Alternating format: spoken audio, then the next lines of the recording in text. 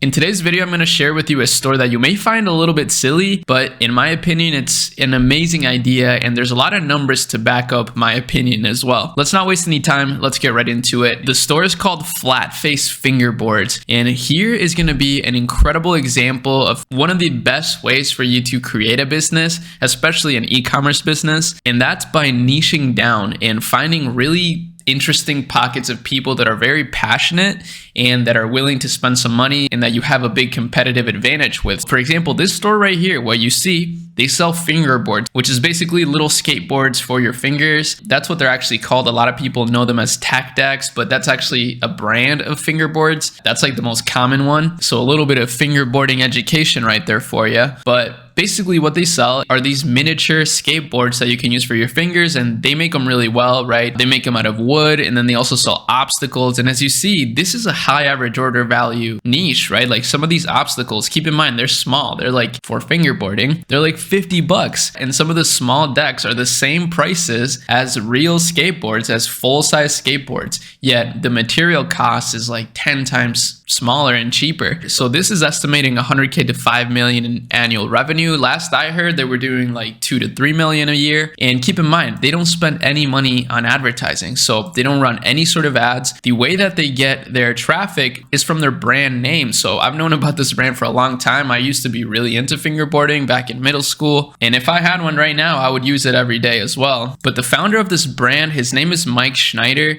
and he was basically like one of the best fingerboarders out there. So keep in mind, this is a pretty small niche, but it's very concentrated. And this is why it's a really good example of an idea for a brand, right? Because maybe you have a small little bit of niche knowledge in some sort of particular sector that you could create a business around that you wouldn't have a lot of competition for. So this guy basically just makes these videos. They're, fingerboarding videos. As you can see, it's pretty cool, right? This guy's like super good at this. And he created this brand. So all of this traffic, all of this revenue that they make yearly is off of organic content. So all of the YouTube video that he posts, all the videos that other people post, and then of course they do sponsor people. So from influencer marketing as well. That's a great idea. And just to show you again, this niche is actually continuously growing, even though it's very small, right? It's a really small subsector of people. Sometimes with a simple brand like that, you could generate millions a year.